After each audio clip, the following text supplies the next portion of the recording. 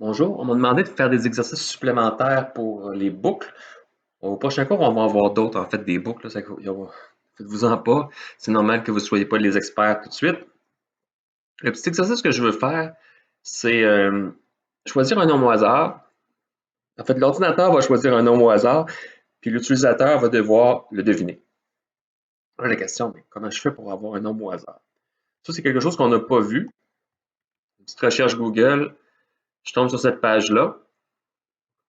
Returns a random integer from 0 to 9, ça retourne un entier entre 0 et 9. Ça va suffire pour là. Plus tard, dans le cadre du cours, je vous expliquerai un petit peu, tu sais quoi, qu'est-ce que ça fait cette ligne-là. Pour l'instant, on va juste la mettre comme ça. On va mettre un const parce que le chiffre ne changera pas. Nombre à deviner. Comme ça. C'est la première étape. Deuxième étape, on va tester si c'est vrai que ça fonctionne, cette chose-là. Le nombre à deviner est nombre à deviner. Et ce que je vais faire, c'est que je vais juste charger ma page index HTML qui est ici. Je vais aller voir la console. Normalement, à chaque fois que je l'ouvre, je vais la tasser sur le côté, excusez-moi.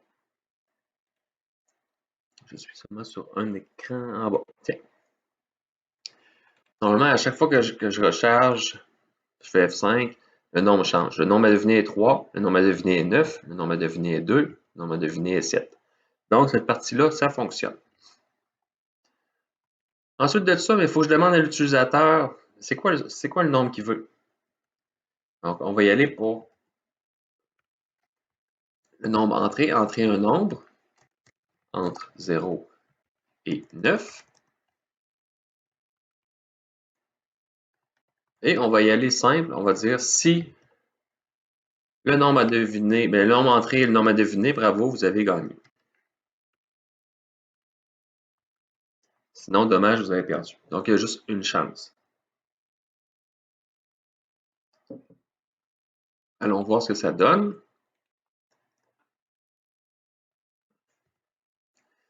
Le nombre à deviner est 4. Je vais rentrer 3. Oh, dommage, vous avez perdu. Essayons de nouveau. Le nombre à deviner est 3. Évidemment, il ne faut pas l'afficher à l'utilisateur. C'est pour faire des tests qu'on fait ça. Je rentre 3. Bravo, vous avez gagné. Excusez, j'ai une chance de télécharger ici. Oh. C'est toi.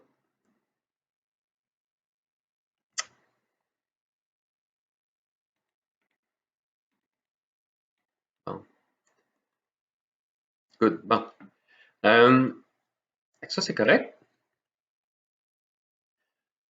Maintenant, mais je veux le faire plus qu'une fois. Ce que je vais faire, il faut que je pose la question. Là, la question, c'est est-ce que je fais il faut que je fasse une boucle. Il faut que je lui pose de nouveau la question s'il se trompe.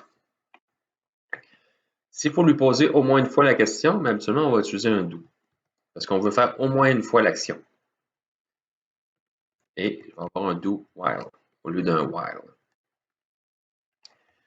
Je copie tout ça ici dans ma boucle.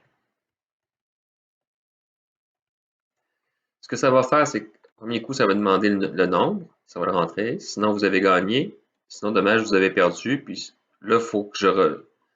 En fait, on ne dira pas vous avez perdu. On va dire ce n'est pas le bon nombre.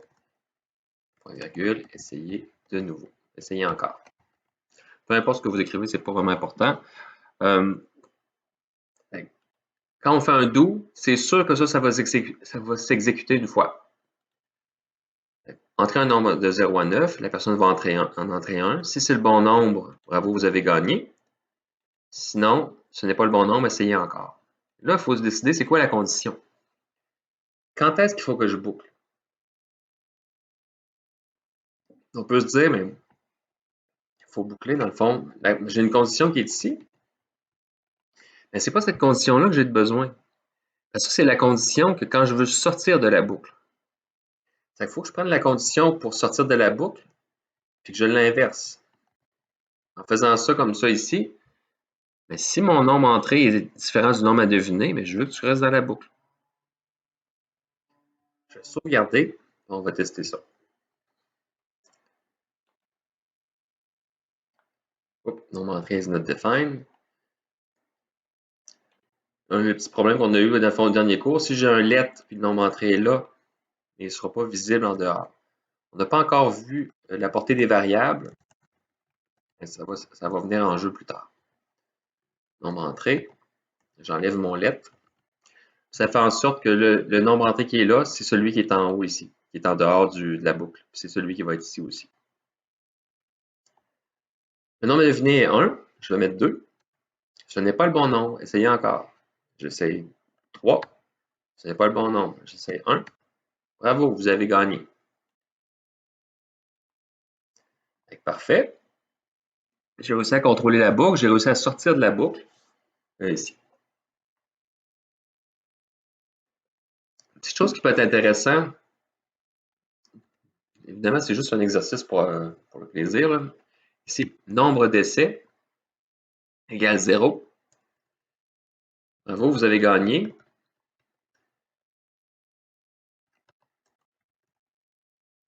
Je vais faire point. Nombre d'essais. Oups. D'essais. Oups. Je vais faire la ligne. Plus nombre d'essais. On se souvient que le plus, quand c'est des chaînes de caractères, il va concaténer. Il va les mettre ensemble et ça va faire une nouvelle chaîne. Essayons ça. Là, vous allez voir que j'ai fait une erreur. Bravo. Oups. Je n'ai pas sauvegardé. Le nombre à venir est 3, j'écris 2. Ce n'est pas le bon nombre, essayez encore, j'écris 3. Oh, bravo, vous avez essayé nombre d'essais 0. C'est bizarre. C'est pas bizarre, en fait, parce que c'est ça que je l'ai mis à 0 et je ne l'ai jamais incrémenté. Qu'est-ce qu'il faudrait que je fasse la première fois? Il y a plein de solutions différentes. Mais moi, je ferais nombre d'essais plus ici. Parce que je sais à ce moment-là que c'est la première fois que je pose une question. Je vais avoir posé au moins un essai. 3. C'est pas le bon nombre, essayez encore. 3, 3, 3, 6. Oh, bravo, vous avez gagné. Nombre d'essais, 5.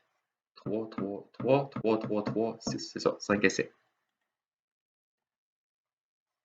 Avec les boucles, c'est vraiment faut penser en termes d'ordinateur.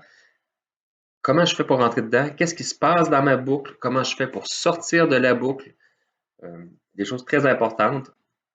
On voit d'autres boucles mercredi qui s'en viennent.